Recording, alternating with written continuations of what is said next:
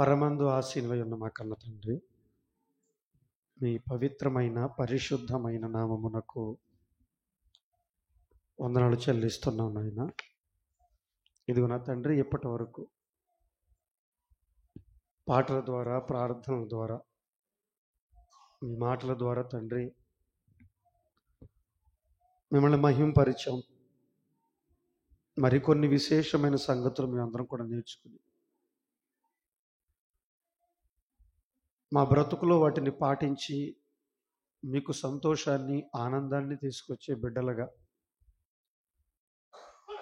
మీ మాటలను ఈ ప్రపంచానికి పరిచయం చేసే పిల్లలుగా మమ్మల్ని అందరినీ కూడా బలపరచమని అర్థిస్తున్నాం. మీ ఆత్మ సహాయంతో కన్న తండ్రి, ప్రతి ఒక్కరిని రక్షించే పనిలో ఏ ప్రదేశంలో ఉన్న తండ్రి మీలో కలిసి జీవించే భాగ్యాన్ని మా అందరికీ అనుగ్రహించమని, ధైర్యంగా బ్రతకగలిగే మంచి జీవితాన్ని మా అందరికీ అనుగ్రహించమని క్రీస్తు వారి పేరు ఈ ప్రార్థన మీకు సమర్పిస్తున్నాము తండ్రి. ఆమేన్. ప్రియమైన దేవుని పిల్లలరా, ఈ మానవ జీవితంలో, దేవుడిచ్చిన ఈ మానవ జీవితంలో ఖచ్చితంగా దేవుడు ఉండాలి అనేది ఆద్యంతం మీరు బైబిల్ను పరిశీలిస్తే భక్తుల యొక్క కోరిక, యేసుక్రీస్తు వారి యొక్క దృఢ సంకల్పం.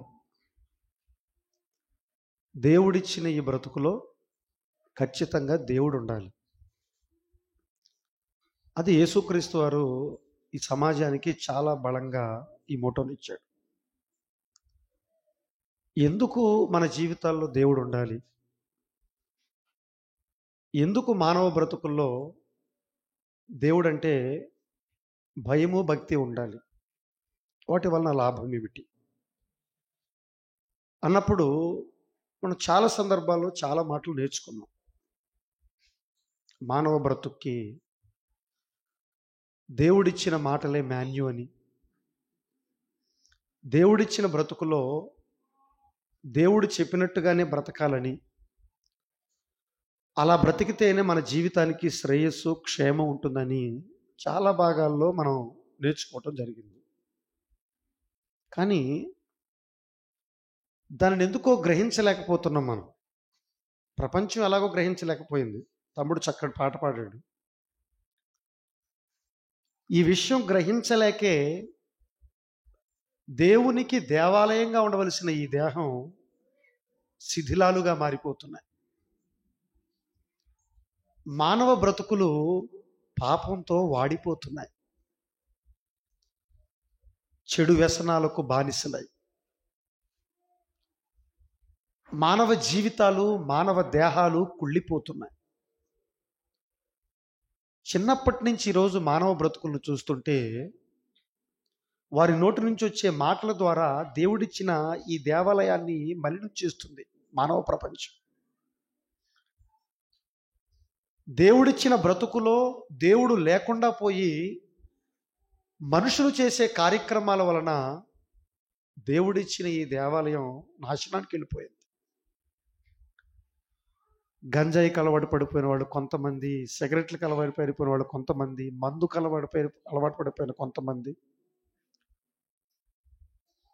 వ్యభిచారానికి అలవాటు పడిపోయిన కొంతమంది, జోదాలకి, డబ్బుల కోసం, అధికారాల కోసం, అందరం కోసం, ఇంకా ఒకటా రెండా చెప్పుకుంటూ పోతే చాలా ఉన్నాయి. ఇవన్నీ మనలో ఎందుకు చోటు చేసుకుంటున్న ఈ మూర్ఖత్వం, ఈ అంధత్వం, లేదా దేవుడు కోరని ఈ లక్షణాలు, దేవుడు కోరని ఈ బ్రతుకు మనలో ఎందుకు వచ్చిందంటే దేవుడిని పక్కన పెట్టేసాం కనుక. ఇది ప్రపంచానికి అర్థం కాల. పోనీ కనీసం దేవుడి దగ్గరకు వచ్చిన వాళ్ళకి ఇది అర్థమైందంటే, అర్థమైతే మనం దేవుడిని విడిచిపెడతామా? అర్థమైతే దేవుడిని విడిచిపెడతామా? ఖచ్చితంగా విడిచిపెట్టాం. మన బ్రతుకులో దేవుడు ఉండాలి, దేవుని మాటలు ఉండాలి, మన సహవాసం, మన సాంగత్యం అంతా కూడా ఎప్పుడు దేవునితో కొనసాగాలి అని ఎప్పుడైతే అనుకుంటామో మనం దేవుని సన్నిధిని విడిచిపెట్టాం, దేవుని మాటను విడిచిపెట్టాం. ఎందుకంటే దానిలో ఉన్న లాభాలు, దేవుడితో ఉండటం వలన, దేవుడు మనలో ఉండటం వలన దానిలో ఉన్న లాభాలు ఏంటో మనకు తెలియదు. కాబట్టి కృంగిపోతున్నాం మనం అందరం కూడా. మన జీవితాల్లో ఒక చిన్న సమస్య వచ్చినప్పటికీ, మన బ్రతుకులో ఒడిదుడుకులు వచ్చేటప్పటికీ మనం ఏమైపోతున్నామంటే విశ్వాసంలో సన్నగిల్లిపోతున్నాం. బయట మనుషుల్లాగా మనం కూడా కృంగిపోతున్నాం. లోక ఆశల్లో చిక్కి మాయలో బ్రతుకుతున్నాం మనం కూడా. అలా కాకూడదనే కదండి దేవుడు అంతటా ఆయనే మీ జీవితాల్లోకి నేను వస్తాను, నన్ను ఆహ్వానించండి, మీ బ్రతుకులు బాగుంటానికి అన్నాడు. ఇలా ఎన్నో లాభాలు అంటే దేవుడు మనతో ఉంటే మామూలు క్షేమం కాదు, మామూలు లాభం కాదు మనకి. అది ఈరోజు మన సామెతల గ్రంథంలో చదివిన ఒక మాటను మీరు చూసినట్లయితే, సామెతల గ్రంథం 14వ అధ్యాయము 26వ వచనం ఏం చెప్తున్నా చూడండి ఒకసారి. సామెతల గ్రంథం 14వ అధ్యాయము 26వ వచనంలోంచి మీరు జాగ్రత్తగా చదివితే ఏం చెబుతున్నాడో ఒకసారి మీరు అందరూ ఆలోచించండి ప్రియమైన దేవుని పిల్లలారా. సామెతల గ్రంథము 14వ అధ్యాయము 26వ వచనం ఏం చెప్తున్నాడండి? దేవుని యందు భయభక్తులు కలిగి ఉండుట. ఏమన్నాడు? ఒకవేళ దేవుడిచ్చిన ఈ బ్రతుకులో దేవుడు ఉంటే, మనకు దేవుడంటే భక్తి అంటే ప్రేమ, దేవుడంటే భయము అనగా పాపభీతి మనలో ఉంటే, ఏమన్నాడు? అది మనిషికి ధైర్యాన్ని పుట్టిస్తుందట.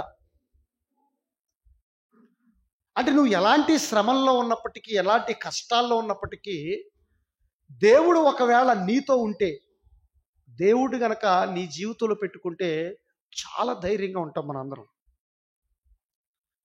ఎంత ధైర్యంగా అంటే, యేసుక్రీస్తు అపోస్తులు చూడండి, వారి జీవితాల్లో ఎన్నో కష్టాలు, కన్నీళ్లు,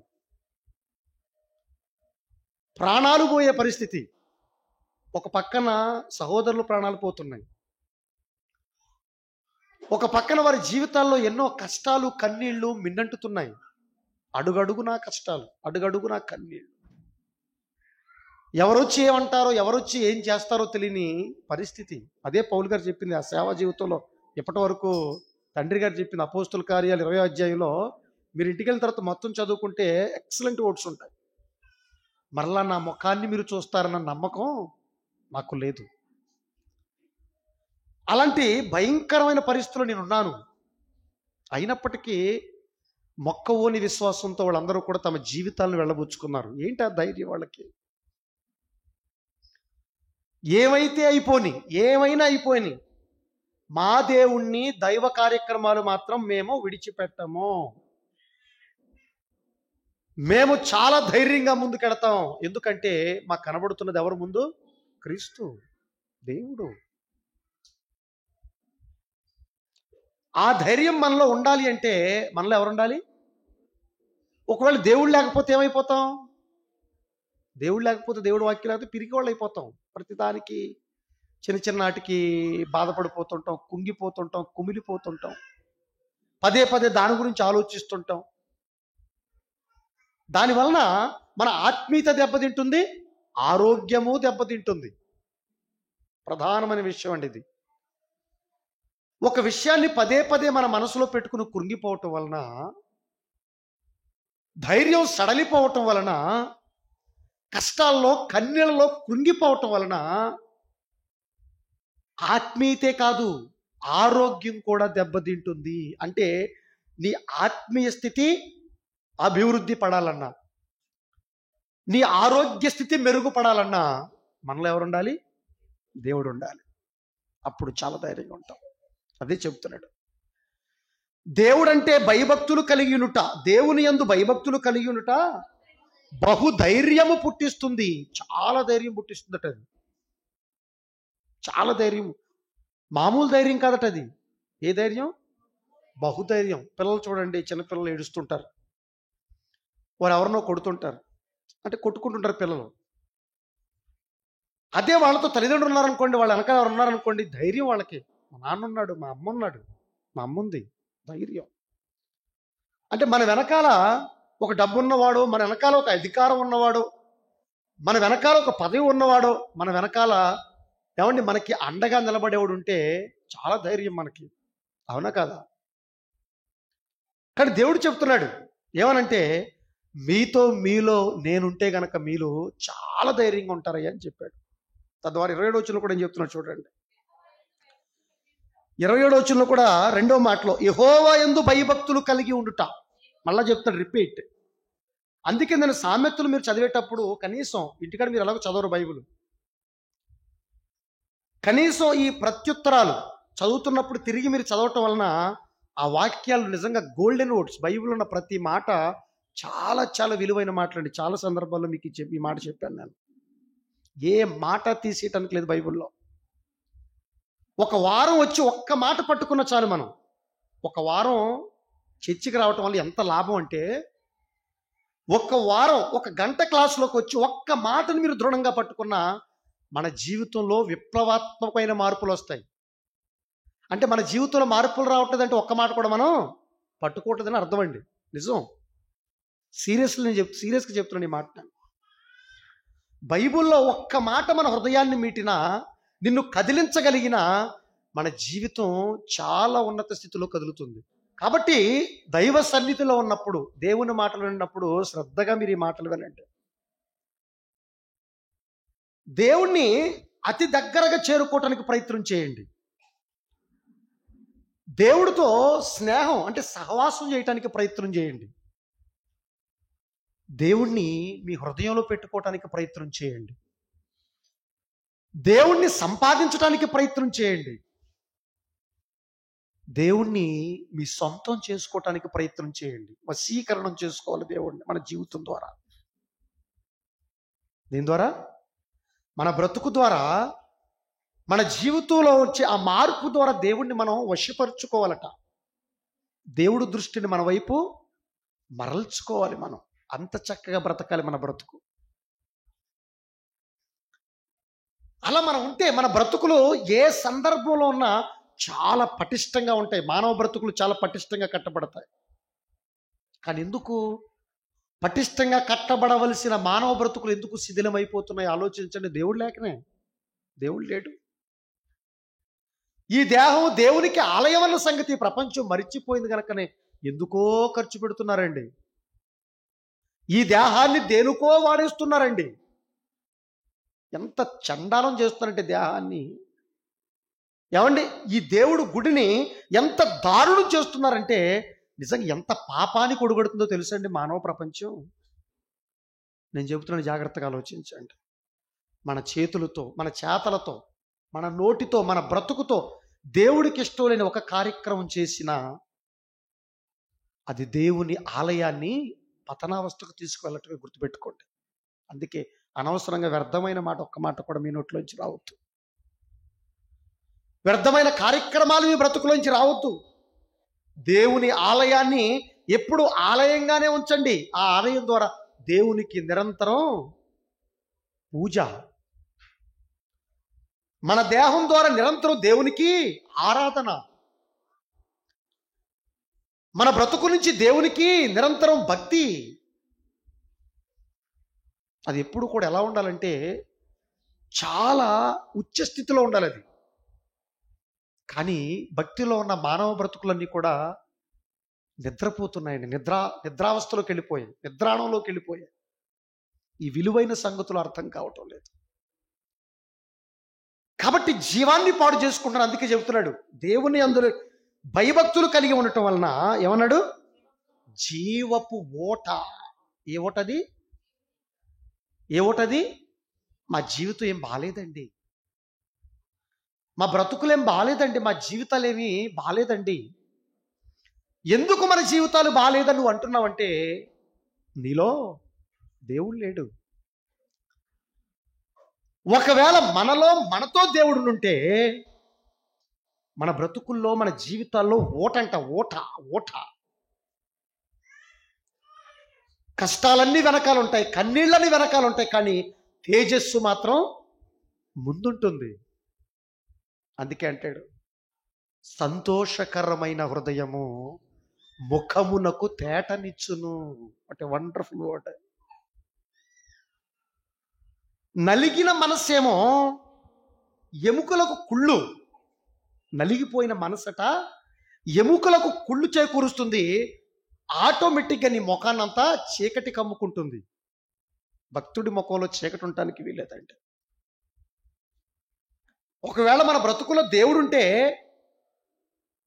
మన జీవితంలో దేవుడుంటే మన ముఖంలో చీకటి ఉంటుందా అండి? ఉండదు.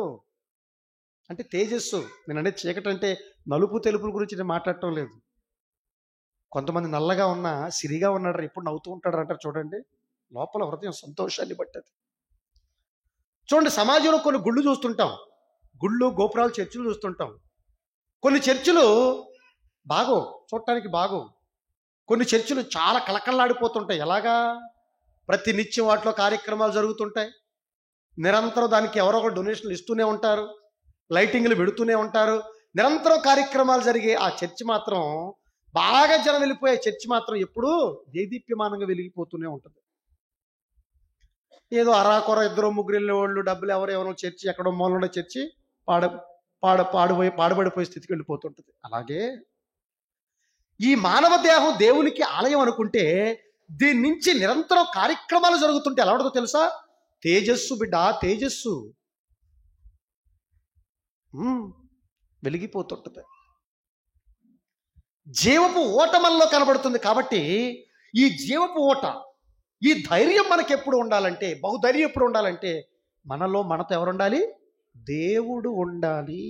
భయపడకండి, దేనికి చెలించకండి. లోకం చిన్న విషయం వస్తే భయపడిపోద్ది, చిన్న శ్రమ వస్తే కుంటి పడిపోతుంది, నలిగిపోతుంటారు. కానీ మీరు మాత్రం అలా ఉండటానికి వీల్లేదు. ఒకనాడు అబ్రహాం ఎంత మంచి భక్తులు మీ అందరికీ తెలుసు. ఆయన కూడా కలవరపడిపోయిన సన్నివేశాలు. నాకు ఎన్నుంటే ఏంటయ్యా,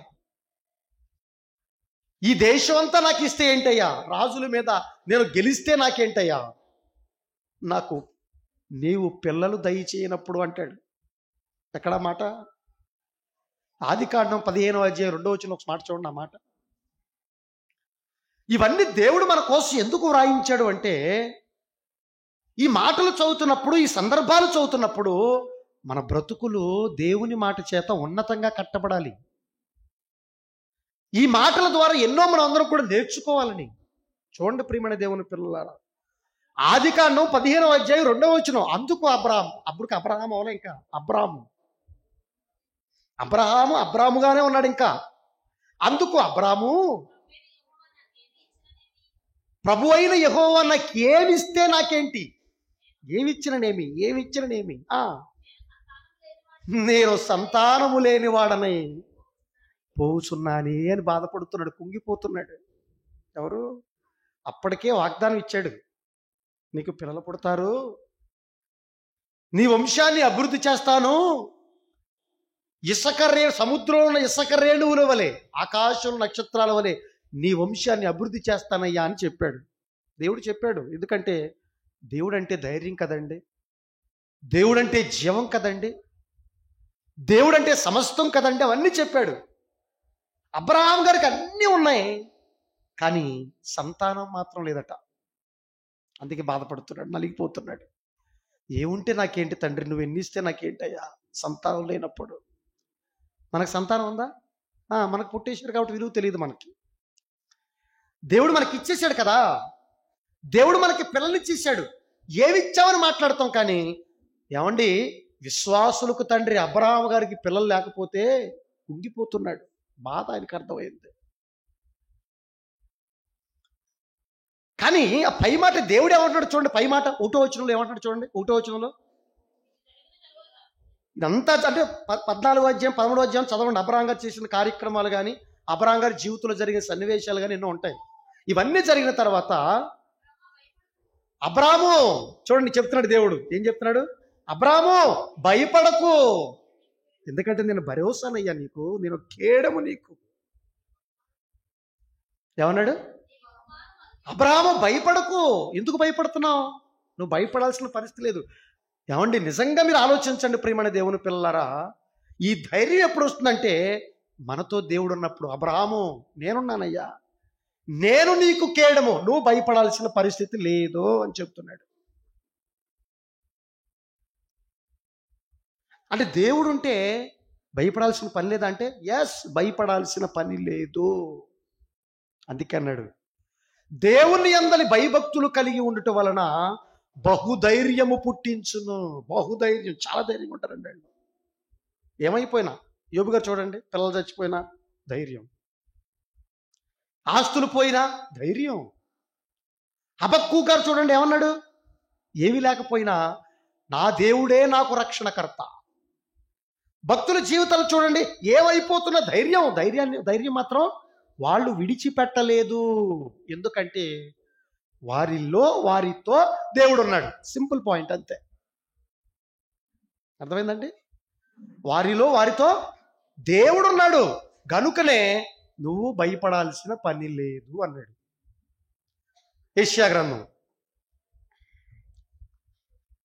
41వ అధ్యాయం చూడండి, ఎలాంటి మాటలు చెప్తున్నాడు చూడండి బైబిల్లో. యెషయా గ్రంథము 41వ అధ్యాయము 9వ వచనము 13వ వచనం మీరు జాగ్రత్తగా చదివితే, యెషయా గ్రంథము 41వ అధ్యాయము 9వ వచనం 10వ వచనం చూడండి. 10వ వచనం 10వ వచనం ఏం చెప్తున్నాడు? 10వ వచనంలో కిందకు వస్తారు చెప్తారు చూడండి. 10వ వచనం, భయపడకము, పై మాట కూడా, నేను నీతో చెప్పి ఉన్నాను, నీకు తోడై ఉన్నాను. నేను నీతో చెప్పి ఉన్నాను ఇశ్రాయేలు. ఆల్రెడీ నేను నీతో చెప్పాను. ఏమని? ఆల్రెడీ నేను నీతో చెప్పాను. ఏమని? నేను నీకు తోడై ఉన్నాను. ఎవరికి తోడు? ఎవరికి తోడు? ఎవరికి తోడు? ఇశ్రాయేలీలకు తోడు. ఆయన నమ్ముకున్న వాళ్ళకి తోడు. ఆయనతో సహవాసం చేసిన వారికి తోడైన నేను నీకు తోడై ఉన్నాను. ఏమన్నాడు? భయపడకము, నేను నీ దేవుడినై ఉన్నాను. దిగులు పడకము, నేను నిన్ను బలపరుతును.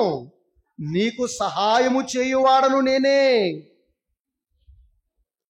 నీకు సహాయం చేయువాడను నేనే. మనుషులు నీకు సహాయం చేయరు. అలాంటి మాటలండి బైబిల్లో చెప్తున్నట్టు చూడండి ఒకసారి. కిందకు వస్తారు 13వ వచనం కూడా ఏం చెప్తున్నట్టు చూడండి. నీ దేవుడైన యెహోవానగు నేను భయపడకము, నేను నీకు సహాయము చేసేదనని నేను చెప్పుచు నీ కుడి చేతిని పట్టుకొనుచున్నాను. ఏ చేతిని పట్టుకున్నాడట? ఏ చేతిని పట్టుకున్నాడు? కుడి చేతిని పట్టుకున్నాడట. అంటే గట్టిగా పట్టుకున్నట్టు అర్థం. ఈ మాటలు బట్టి మనకి ఏమర్థం అవుతుందో ఒకసారి మీరు అందరూ కూడా చాలా జాగ్రత్తగా మనసు పెట్టి ఆలోచించండి ప్రియమైన దేవుని పిల్లలారా.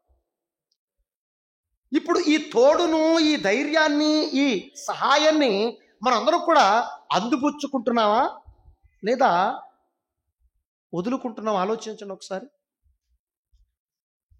ఒకవేళ ఈ ధైర్యాన్ని, ఒకవేళ ఈ సహాయాన్ని, లేకపోతే ఈ తోడుని మనం అందరం కూడా గట్టిగా పట్టుకుంటే దేవుడి సన్నిధిని మనం విడిచిపెట్టమండి. దేవుడిని విడిచిపెట్టాం.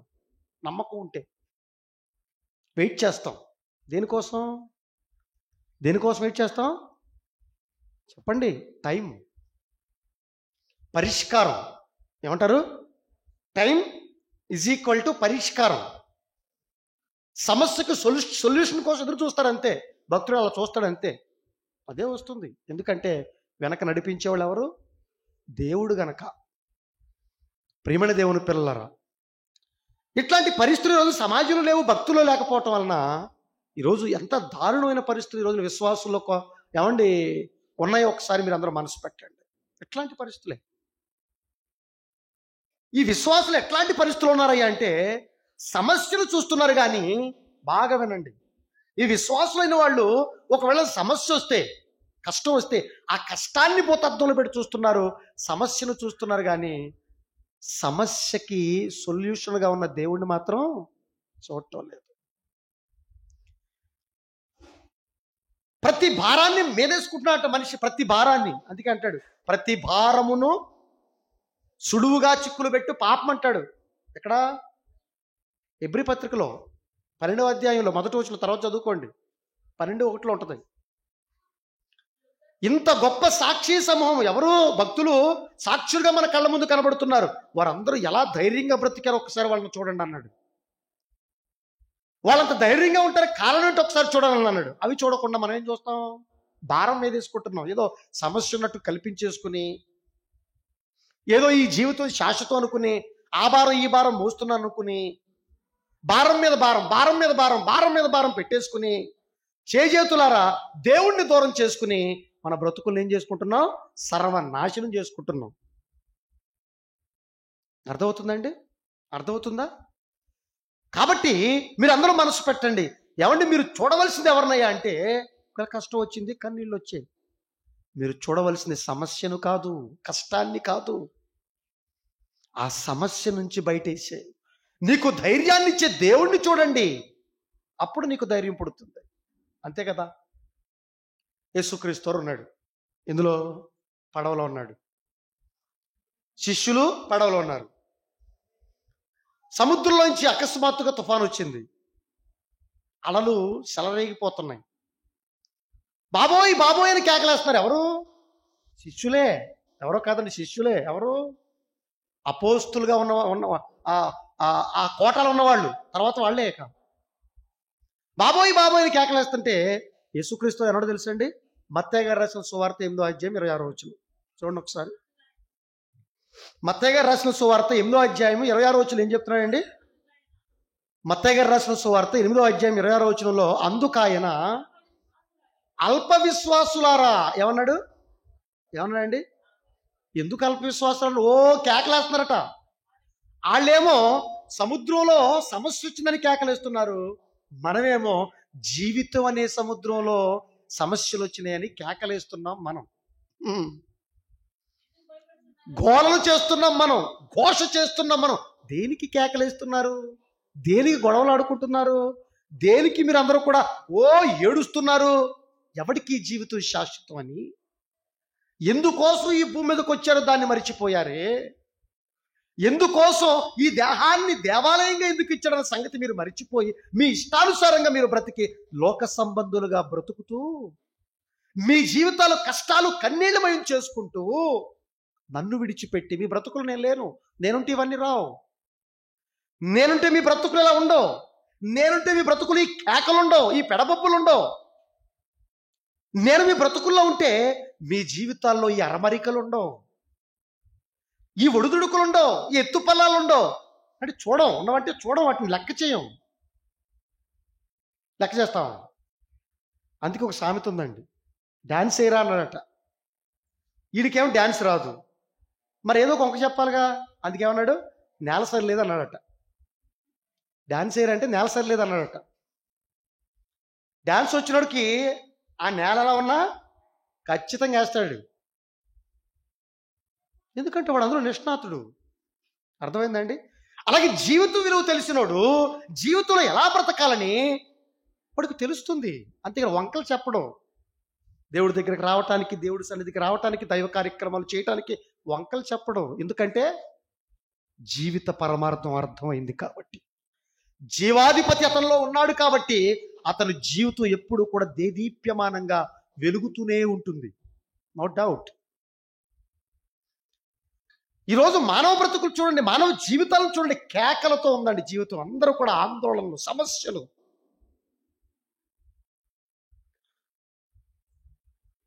మా బ్రతుకులో కన్నీళ్లు, కష్టాలు, ధైర్యం లేదండి. పిరికివారుగా మారిపోయారు. పిరికివారు, గుర్తుపెట్టుకోండి, పిరికివారు దేవుని రాజ్యాన్ని స్వతంత్రించుకోలేరు.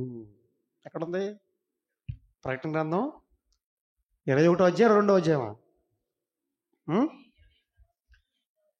ప్రకటన గ్రంథం 21వ అధ్యాయం 8వ వచనం ఒకసారి చూడండి. ప్రకటన గ్రంథం 21వ అధ్యాయం 8వ వచనం ఏం చెప్తున్నాడండి? పిరికివారును. ఈ పిరికివారు ఎవరంటే అవిశ్వాసులే. విశ్వాసం ఉంటే పిరికితనం రాదు, విశ్వాసం ఉంటే ధైర్యం వస్తుంది. పిరికివారును అవిశ్వాసులను వీళ్ళే మళ్ళీ అవిశ్వాసులు అసహ్యమైన కార్యక్రమాలు చేసేది, నరహంతకులు చేసేది వీళ్ళే. నరహంతకులు అంటే యేసు ప్రభు చెప్పాడు, వెళ్ళి ఒకటి కత్తితో పొడిచి ఇలా ఇలా పైకి లేపితే నరహత్య కాదు. యేసు ప్రభు, నీ సహోదరుణ్ణి నువ్వు ద్రోహి అన్నా, నువ్వు నరహంతకుడు రా అన్నాడు. రేయ్, అది యేసు ప్రభు వాక్యం అంటే. ఏమనుకుంటున్నావు? ఏమనుకుంటున్నావు నిన్ను గురించి నువ్వు? నీ సహోదరుడు ద్రోహి అన్నా, ఒక మనిషి నువ్వు అసహ్యించుకున్నా, అది నరహత్య చేసినట్టు దానితో సమానం రా బాబు అన్నాడు. అందుకే ఎవరిని కూడా, మీరు అదే అన్నాడు యేసుక్రీస్తు, అదే చెప్తాడు, అందరినీ ప్రేమించండి. నేను నమ్మని అంటం లేదు, ప్రేమించండి. ప్రేమించడం మీ బాధ్యత, మీ బాధ్యత అది. కాబట్టి అక్కడ ఏం చెప్తున్నాడు? పిరికివారు, అవిశ్వాసులు, అసహ్యులు, నరహంతకులు, వ్యభిచారులు. వ్యభిచారం అంటే ఒక స్త్రీతో వెళితేనే వ్యభిచారం కాదండి, అది వ్యభిచారమే. లోకంతో స్నేహం చేసిన ఈ లోక స్నేహం వ్యభిచారం అని పోల్చాడు యాకోబు పత్రిక 4వ అధ్యాయంలో. Bible answer to the Bible. వెతుక్కోవాలి, బైబిల్లో సమాధానం వెతుక్కోవాలి మనం అందరం కూడా. ఈ లోకంతో స్నేహం చేస్తున్నావా, దేవుడితో స్నేహం చేస్తున్నావా? దేవుడిచ్చిన బ్రతుకులో దేవుడున్నాడా? దయ్యం ఉందా? దేవుడిచ్చిన బ్రతుకులో దేవుడున్నాడా? నువ్వు అనుకున్నా, నువ్వు సృష్టించుకున్న బంధాలు, బాంధవ్యాలు ఉన్నాయా? చెప్పు. అయితే దాన్ని ఏమన్నాడు? దట్ ఈజ్ ఈక్వల్ టు వ్యభిచారం. మాంత్రికులు, మంత్రాలు అంటే అంటే బయట చెప్తారు చూడండి, ఆ మంత్రాలు కాదండి, మనల్ని కూడా చెప్తారు. క్రైస్తవులు కూడా మంత్రాలు, బోల్డు మంత్రాలు ఉంటాయి, బోల్డు తంత్రాలు ఉంటాయి మన దగ్గర. దొంగ బోధకుల దగ్గరే కాదు, మనోళ్ళు బోల్డు మంత్రాలు చెప్తారు. మంత్రాలు అంటే లేని మాటలు చెప్పటమే, అర్థం కాకుండా మాట్లాడటమే. అర్థమవుతుందండి? కాబట్టి మంత్రాలు, తంత్రాలు చెప్పకండి. ఇప్పుడు నిజాలు చెప్పాలి క్రైస్తవుడు. విగ్రహారాధకులు, విగ్రహం అంటే మళ్ళీ అక్కడికి వెళ్ళిపోతారండి. విగ్రహాలంటే అది కాదు. దేవుడికి నచ్చనిది ఏదైనా నీ జీవితం ఉందంటే అది విగ్రహం. అబద్ధికులందరూ ఏమన్నాడు? అగ్నిగంధకములో, మండుగుండములో పాలు పొందుదురు. ఇది రెండవ మరణం. ఇట్లాంటి వాళ్ళందరూ ఎక్కడికి వెళ్తారట? ఇట్లాంటి వాళ్ళు ఎక్కడికి వెళ్తారట? ఈ పిరికివారు, ఈ అవిశ్వాసులు, ఈ మూర్ఖులు, ఈ గర్వాంధులు, ఈ దారుణమైన కార్యక్రమాలు చేసేవాళ్ళు, ఈ వ్యభిచారులు, ఈ నరహంతకులు ఎక్కడికి వెళ్ళిపోతారంటే 100కి 100 నరకానికి పోతారు. నో డౌట్, రాసేసుకోండి. అంటే ఇప్పుడు నరకానికి వెళ్లకుండా మనం ఉండాలంటే ఏమండి, మన జీవితాలు కాపాడుకోవాలంటే మనం ఎలా ఉండాలి? ఎప్పుడు ధైర్యంగా ఉండాలి. గుర్తుపెట్టుకోండి, దేవుడితో ధైర్యంగా ఉండాలి. కాబట్టి మనం అందరం కూడా ఎట్టి పరిస్థితుల్లో కూడా, ఎక్కడున్నా కూడా దేవుడితో ఉంటూ నేర్చుకోండి. దేవుణ్ణి దూరం చేసుకోకండి, దేవుణ్ణి విసర్జించకండి, దేవుణ్ణి విడిచిపెట్టకండి. అందుకే రండి రండి రండి రండి అంటే ఎంత స్ట్రాంగ్గా వాక్యం చెబుతామో అంత స్ట్రాంగ్గా దెయ్యంతో ఉంటాం మనం, దేవుడితో ఉన్నాం కదండి. కాబట్టి కేకలు, కాబట్టి పిరికితనం, కాబట్టి ఇలాంటి అరమరికలు మన జీవితంలో ఉన్నాయి. ప్రియమైన దేవుని పిల్లలు, అలా ఉండొద్దండి, మనం అలా ఉండకూడదండి. అందుకే వెళ్ళక అక్కడికి వెళ్ళండి. కేకలు వేస్తారట. ఎక్కడ పడవలో ఉన్నవాళ్ళు, సముద్రంలో ఉన్నవాళ్ళు కేకలు వేస్తారట. అప్పుడు యేసుప్రభు ఏమన్నాడు? అల్ప విశ్వాసులారా, ఎందుకు భయపడుచున్నారు? మీతో దేవుడు ఉంటే మీరు భయపడాల్సిన పని లేదు కదా, ఎందుకు భయపడుతున్నారు అని వారితో చెప్పి లేచి గాలిని సముద్రమును గద్దించాడట. ఎవరిని ముందు వీళ్ళని గద్దించాడు. గాలిని సముద్రానికంటే ముందు వీళ్ళని గద్దించాడు. అరే అల్ప విశ్వాసులారా, అంటే మీరు చూడవలసి, నన్ను చూడాల, మీరు ఒకవేళ నన్ను చూసుంటే భయపడేవాళ్ళు కాదు. మీతో ఎవరున్నారు? నేనున్నాను. ఎవరున్నారట? అప్పుడప్పుడు ఒక మాట చెప్తుంటారు, రాజకీయ నాయకులు చెప్తుంటారు కదా, నేను విన్నాను, నేను చూశాను, నేను ఉన్నాను, నేను విన్నాను, నేను చూశాను. ఇది మనిషి చెప్పవలసిన డైలాగ్ కాదండి, దేవుడు చెప్పిన డైలాగ్ ఇది. మనం ఏం చేస్తాం? మనిషిని నమ్ముతాం, దేవుడు నమ్మం.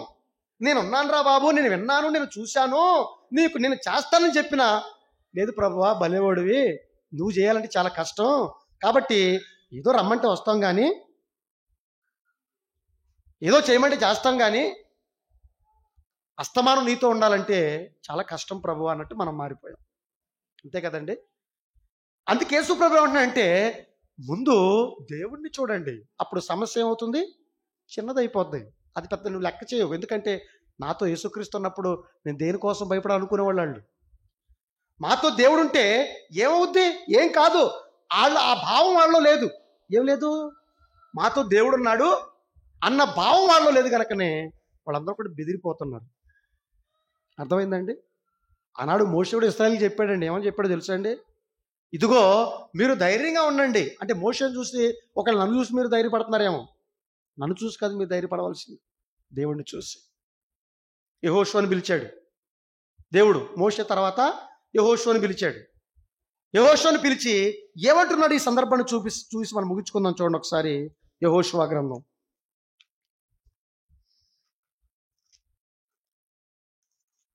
1వ అధ్యాయము. యెహోషువ గ్రంథం 1వ అధ్యాయము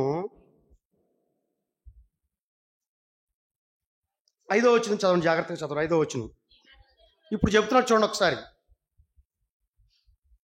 ఎవరు చెప్తున్నాడు? యెహోషువ చెప్తున్నాడు. ఏమని? నీవు బ్రతుకు దినములన్నిటను ఏ మనుష్యుడు నీ ఎదుట నిలవలేక ఉండును అన్నాడు. చూడండి. ఇదిగో నాయన యెహోషువ, ఇదిగో నా సేవకుడు, నా కుమారుడు మోషేకి ప్రతిగా నిన్ను పెడుతున్నాను నా పిల్లలను పాలించడానికి. మోషే మృతి పొందాడు, చనిపోయాడు.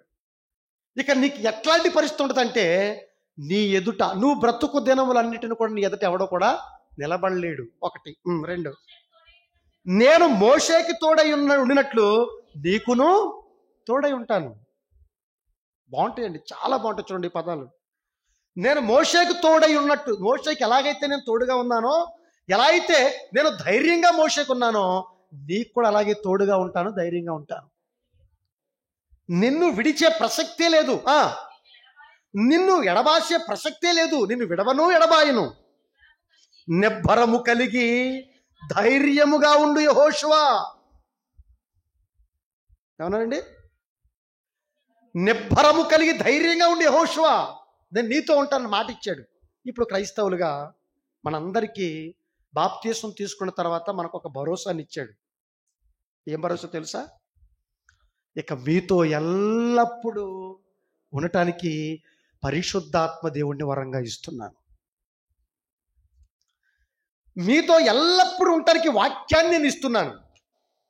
ఈ వాక్యం పరిశుద్ధాత్మ దేవుని చేత నువ్వు వాడబడి, నడిపింపబడి, వాక్యం చేత నీ బ్రతుకుని కట్టుకుంటే ఆటోమేటిక్గా నేను నా తండ్రి మీలోకి వచ్చి నివాసం చేస్తాం, మీతో ఉంటాం అని చెప్పాడు యేసుక్రీస్తు వారు. మీతో ఉంటాం. ఎప్పుడు? పరిశుద్ధాత్మ చేత మీ బ్రతుకును నడిపించుకుని, వాక్యం చేత నీ బ్రతుకుని కట్టుకున్నప్పుడు నేను నా తండ్రి మేము ఇరువురు వచ్చి మీతో నివాసం ఉంటాం, మీతో ఉంటాం. మీతో ఉంటామని చెప్పారు దేవుడు, యేసుక్రీస్తు వారు చెప్పారు. ఆ మాటలే పదే పదే రిపీట్ అవుతున్నాయి. ఏమనంటే, మీరు నిజంగా మీరు గనక వాక్య ప్రకారం మీ బ్రతుకుని కట్టుకుంటే ఖచ్చితంగా నేను మీతో ఉంటాను, నేను మీ మాటలు వింటాను, నేను మిమ్మల్ని చూస్తాను. నిజంగా ఈ మాట కనుక గట్టిగా పట్టుకుంటే మనలో దేవుడు ఉంటే, ఇప్పుడు ఒకనాడు యెహోషువకి, ఒకనాడు మోషేకి ఎలాగైతే దేవుడు తోడుగా ధైర్యంగా ఉన్నాడో, నీకు నాకు దేవుడు తోడుగా ఉంటే మనకు ధైర్యం ఉండదా అండి? మనకు ధైర్యం ఉండదా అండి? అంటే దేవుడిలో ఉంటే మనకి ధైర్యం, మనకి ధైర్యం, దేవుడి వల్ల ధైర్యం. దేవుడు మనకి తోడు, దేవుడు మనకి కేడం, దేవుడు మనకి కోట. ఎప్పుడు మనలో దేవుడు ఉండాలని చెప్పాను కదా, దేవుడితో ఉండాలని చెప్పాను కదా. దేవుడితో ఉండటం అంటే ఏంటి? కింద చెప్తున్నా, అక్కడ చెప్తున్నా చూడండి ఒకసారి. కింద చెప్తున్నా చూడండి, మళ్ళీ అక్కడ కింద చెప్తున్నా చూడండి. అక్కడ ఏమని చెప్తున్నాడంటే, ఏమండి 8వ వచనం చూడండి ఏం చెప్తున్నాడు. 7వ వచనం కూడా చదవండి, బాగుంటుంది. 7వ వచనం కూడా. అయితే నీవు నిబ్బరము కలిగి జాగ్రత్త పడి బహుధైర్యముగా నుండి నా సేవకుడైన మోషే నీకు ఆజ్ఞాపించిన ధర్మశాస్త్రం అంతటి చొప్పున చేయవలెను. ఫస్ట్ పాయింట్ చెప్పేసి బాంబే ఇచ్చారు ఒకటి. ఇప్పుడు నన్ను మీతో పెట్టుకోవటం అంటే ఏంటంటే, నేను మీలో ఉండాలంటానికి నిదర్శనం ఏంటంటే, ఇప్పుడు మోషే గారిని ఉదాహరణగా తీసుకున్నాడు దేవుడు.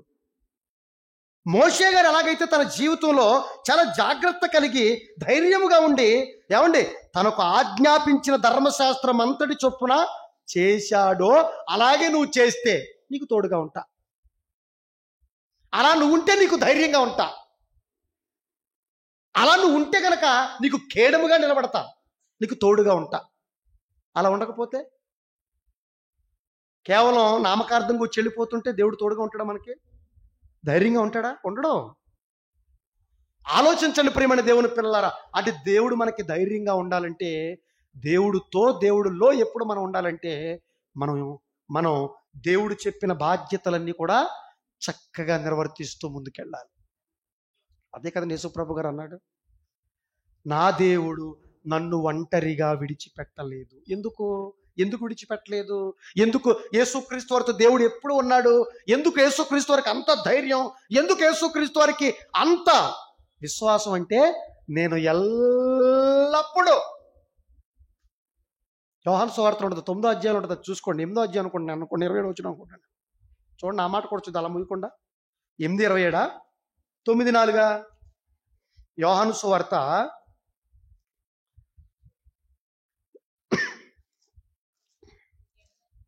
8వ అధ్యాయము 29వ వచనం. నన్ను పంపినవాడు నాకు తోడై ఉన్నాడు. ఎవరు తోడుగా ఉన్నాడట? నన్ను పంపినవాడు నాకు తోడుగా ఉన్నాడు. అంటే దేవుడు ఆయన తోడుగా ఉన్నాడట. మరి నిన్ను పంపిన నీ తండ్రి నీకు తోడుగా ఉన్నాడా? ఆలోచించాలి మనం. ఈ మాట చదువుతున్నప్పుడు యేసుక్రీస్తు వారికి దేవుడు తోడుగా ఉన్నప్పుడు నీకు నాకు దేవుడు తోడుగా ఉన్నాడా లేదా అని ఎప్పుడైనా ప్రశ్న వేసుకున్నారా? అర్థమైపోద్దండి. ఇలా ప్రశ్న వేసుకుంటే మన జీవితంలో దేవుడు ఉన్నాడో లేదో మనకు అర్థమైపోద్ది. మన బ్రతుకులో దేవుడు ఉన్నాడో లేదన్న సంగతి మనకు అర్థమైపోద్ది.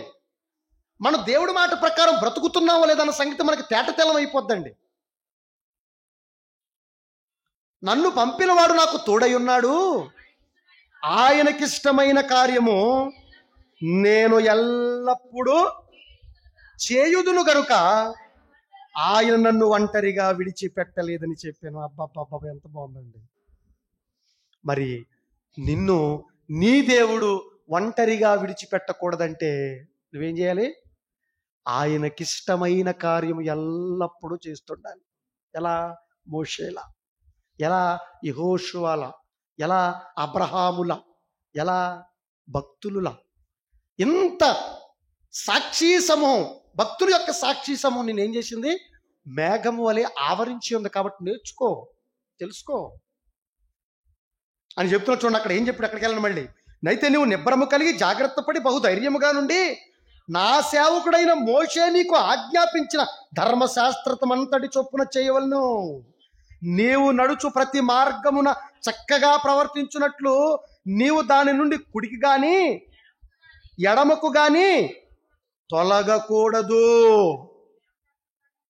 ఈ ధర్మశాస్త్ర గ్రంథమును నీవు బోధింపక తప్పిపోకూడదు. దానిలో వ్రాయబడిన వాటన్నిటి ప్రకారము చేయుటకు నీవు జాగ్రత్త పడినట్లు దేవారాత్రము దాన్ని ధ్యానించిన ఎడల నీ మార్గమును వర్ధిల్ల చేసుకొని చక్కగా ప్రవర్తించదు. కింద కూడా చదువుకుంటికి వెళ్ళిన తర్వాత బాగుంటుంది. అంటే ఇప్పుడు దేవుడు మనకి తోడుగా ఉండాలంటే, దేవుడు మనల్ని విడిచిపెట్టకూడదంటే, దేవుడిచ్చిన బ్రతుకులో ఎప్పుడు దేవుడు ఉండాలంటే మనం చేయవలసింది ఏంటో తెలుసా? ఆయనకి ఇష్టమైన కార్యాలు చేయాలి. ఆయన ఇచ్చిన మాటలకు ఎడమ కానీ కుడుకు కానీ తిరగకూడదు. దివారాత్రములు ధ్యానించి మనం ఆయన ఆజ్ఞను భంగం చేయకుండా చక్కగా ప్రవర్తించాలట. చూడండి, జాగ్రత్త పడాలట. బోధించేటంలో ఏందో బ్రతకటంలో కూడా, బోధించటంలో బ్రతకటంలో కూడా. ఇలా మనం ఎప్పుడైతే ఉంటామో అప్పుడు మనకి దేవుడు తోడుగా ఉంటాడు. దేవుడు మనతో ఉంటాడు, మనలో ఉంటాడు. ఇక దేవుడే మనతో ఉండగా సమస్యను చూస్తామండి మనం, కన్నీళ్ళను చూస్తామండి మనం, కష్టాలను చూస్తామండి మనం, ఒడిదుడుకులు చూస్తామండి. ఒక పక్క దేవుడు ఉన్నాడండి, ఒక పక్క నీ కష్టాలు కన్నీళ్ళు ఉన్నాయండి. ఇటువైపు చూస్తావు నువ్వు. దేనికి విలువిస్తే అటువైపు చూస్తాం కదండి మనం. అని చూపెట్టి ఉంటుంది. ఇటువైపు ఎండు ఉంది, ఇటువైపు బంగారం ఉంది, ఇటు చూస్తావు చెప్పు. ఇటువైపు డబ్బు ఉంది, ఇటువైపు ఇనుము ఉంది, ఇటువైపు చూస్తావు. ఇటువైపు కష్టాలు కన్నీళ్ళు ఉన్నాయి, కానీ ఒకవైపు దేవుడు ఉన్నాడు. ఇటువైపు చూస్తావు. కష్టాలు ఉన్నాయి, కన్నీ ఇటువైపు చూస్తావు నువ్వు. అంతే కదండి. అంటే అటువైపు చూస్తున్నావు అంటే నువ్వు దేవుణ్ణి చూడట్లేదు. కాబట్టి ఆలోచించి మంచి నిర్ణయం తీసుకోండి. ఎలాగో దేవుడి దగ్గరకు వచ్చాం, ఇంత గొప్ప అవకాశం మనకు మాత్రమే ఉంది. లోకాలను కలిగించిన దేవుడు అంతటా ఆయనే, నేను మీతో ఉంటాను రా, మీరు నన్ను చూడండి. ధైర్యంగా ఉండండి. ఈ జీవితం ఎవరికి శాశ్వతం కాదు. ఉన్నంత కాలం, ఈ బ్రతుకులో మీరు ఉన్నంత కాలం, నీ బ్రతుకులో నేనుంటే మీ బ్రతుకు అదొక లెక్క, మీ జీవితం ఒక లెక్క. చాలా బాగుంటుంది. ఖచ్చితంగా దేవుడు అనుకున్న చోటికి మనం అందరం కూడా వెళతాం. అలా కాకుండా ఈ బ్రతుకున్నంత కాలం దేవుడి వైపు చూడక ఎటువైపు చూసామనుకోండి, ఇక్కడ బాగుండం, అక్కడ కూడా కష్టం అనుభవిస్తాం. కాబట్టి ఎట్టి పరిస్థితుల్లో వాక్యాన్ని దేవుడు మాత్రం విడిచిపెట్టకండి. ఈ మాటలు మీకు ఎందుకు చెబుతున్నామంటే మీరు ఎప్పుడు ధైర్యంగా ఉండాలండి. ఈ లోకంలో ఏది కూడా మిమ్మల్ని కృంగతీయకూడదని, సాతాను మాయలో మనందరం కూడా పడిపోకూడదని, మనందరం కూడా పిరికి వారిలా మారిపోకూడదని జీవితాన్ని ధైర్యంగా లీడ్ చేయాలని. ఎప్పుడు కష్టాలు వస్తాయి, ఎప్పుడు కన్నీళ్ళు వస్తాయి, ఎప్పుడు మనం బలహీనతలు పడిపోతాం, అప్పుడే ధైర్యంగా ఉండాలని, అప్పుడే మరి ఎక్కువగా దేవుడిని మహింపరచాలి. ఎన్ని అడ్డంకులు, ఎన్ని ఆబ్స్టికల్స్ నీకు వస్తున్నా అంతగా దాన్ని దాటుకుంటూ దేవుడిని నువ్వు మహింపరిస్తే విజయం నిన్ను వరిస్తుంది. ఎస్, విజయం నిన్ను వెతుక్కుంటూ వస్తుంది. ఎప్పుడు దేవుడు వాక్యమే నీకు ఆయుధం అయితే. లోకంలో చెప్పారండి ఏదో సామెత. ఏం చెప్పారు? కష్టం నీ ఆయుధం అయితే, శ్రమ నీ ఆయుధం అయితే విజయం నీ బానిస అవుతుంది. ఇప్పుడు బైబిల్ చెబుతుంది, నేనిచ్చిన వాక్యం నేనే నీకు ఆయుధం అయితే విజయం నీ ముంగిట్లో, నీ కాళ్ళ దగ్గర ఉంటుంది. కావాలా? ఆ దేవుడిచ్చిన ఆనందం, ఆ దేవుడిచ్చిన విజయం, ఆ దేవుడిచ్చిన సంతోషం, ఆ దేవుడిచ్చే లోకం కావాలంటే నీతో దేవుని వాక్యం నివసిస్తూ భాసిల్లుతూ ఉండాలి. కళ్ళు మూసుకోండి, ప్రార్థన చేసుకుందాం. పరమందు ఆశీనులో ఉన్న మా కన్న తండ్రి, మీ పవిత్రమైన పరిశుద్ధమైన నామమున కొందనాలు చెల్లిస్తున్నాం నాయన. ఇదిగో నా తండ్రి, మీ పిల్లలకు ఈ లోకంలో ఉన్న మనుషులకు ఏం కావాలో, ఏది ఉండాలో కొన్ని మాటలుగా తెలియపరిచాను నాయన. నిజమే తండ్రి, మాతో ఉండవలసింది ఆస్తులు కాదు, అంతస్తులు కాదు, మనుషులు కాదు, ఈ లోకం కాదు నాయన. లోకాలను కలిగించిన మీరు మాత్రమే తండ్రి. మీ వాక్యం మాత్రమే మాలో ఉంటే తండ్రి, మేము దేనికి భయపడం, కృంగిపోవు నాయన, ధైర్యంగా ఉంటాం. ఎందుకంటే మాలో ఉన్నది మీరు తండ్రి. అంత గొప్ప విశ్వాసాన్ని, అంత గొప్ప ధైర్యాన్ని మా అందరికి కలిగించమని అర్థిస్తున్నాం. మా బ్రతుకుల్లో ఎప్పుడు మిమ్మల్ని మహింపరిచేవారుగా మేము అందరం ఉండాలి. మీకు ఇష్టమైన కార్యక్రమాలను ఎప్పుడు చేస్తూ ఉండాలి తండ్రి. ఈ పరిసర ప్రాంతాల్లో ఈ వాక్యాన్ని వెదజల్లి ఆత్మల రక్షణ ధ్యేయంగా ప్రతి మనిషిని మీ పాదాల చెంతకు తీసుకురావాలి కన్న తండ్రి. మేము దీనికోసం కష్టపడతా ఉన్నాయి. ఎన్ని కష్టాలు, ఎన్ని కన్నీళ్లు, ఎన్ని ఇబ్బందులు, ఎన్ని ఇరుకులు వచ్చినా తండ్రి, మిమ్మల్ని విడిచిపెట్టే ప్రసక్తే లేదు. మా ప్రాణం పోయినా మీ కార్యక్రమాలు చేయకుండా, మీ పని చేయకుండా మేము ఉండలేము కన్న తండ్రి. మాటిస్తున్నాం నాయన. ఎస్, చేస్తాం. మాకు సహాయం చేయండి తండ్రి. ధైర్యపరచండి, ఆయత్తపరచండి, ఐక్యపరచండి కన్న తండ్రి.